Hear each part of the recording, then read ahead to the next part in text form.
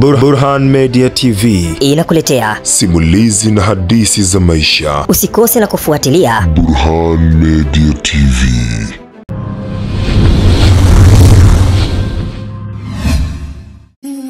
Ng'ombe wa busara, sehemu ya 6. Mtunzi wako ni Jumbe Ibrahimu, msimulizi wako ni mimi Mr. Shaka. Hadithi yetu ya ng'ombe wa busara. Baada ya Kibo kugundua nyota zao si za kawaida, wanakijiji wa Mto wa Asi walijikusanya kwa hofu ya mshangao. Hawakuwahi kuona alama kama zile. Mzee Rashid, akiwa na uzoefu wa miaka mingi, alisema kwa sauti ya kina, hili si jambo la kawaida. Lazima tujue ni nani au ni nini kinachochukua mifugo yetu. Usiku huo waliamua kuweka mtego. Walificha mifugo kwenye zizi lililozungushwa uzio imara, huko Kibo na vijana jasiri wa kijiji wakikaa macho, wakisubiri kuona kilichokuwa kinatokea. Siri ya msitu. Ilipofika usiku wa manane, upepo mkali ulianza kuvuma. Giza lilionekana kuwa nzito zaidi, na ghafla sauti zito ya mgurumo ilisikika msituni.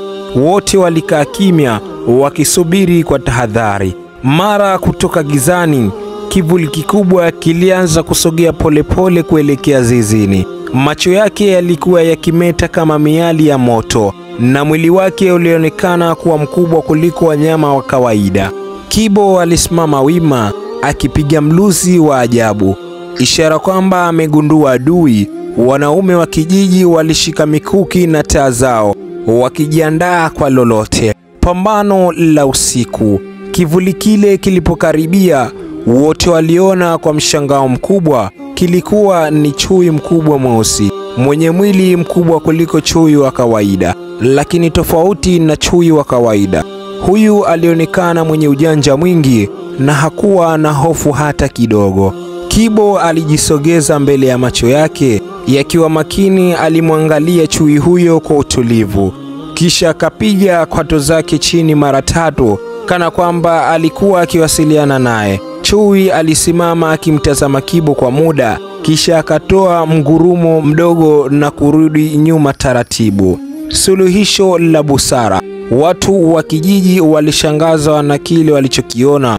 Kwa mara ya kwanza adui alikuwa akiwahangaisha. Kwa muda mrefu hakuwa ameondoka kwa vita, bali kwa busara ya Kibo. Asubuhi iliyofuata, Mzee Rashid alisema, Kibo sio tu ng'ombe wa busara, bali ni mfalme wa amani. Amenyoosha kuwa si kila tatizo linahitaji vita, wakati mwingine hekima inatosha.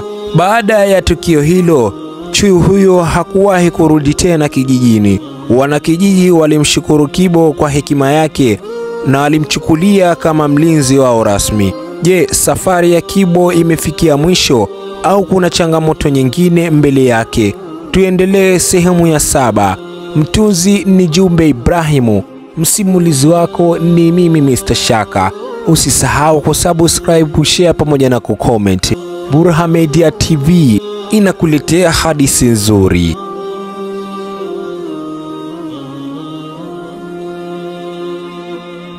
Burhan Media TV inakuletea simulizi na hadithi za maisha. Usikose na kufuatilia Burhan Media TV.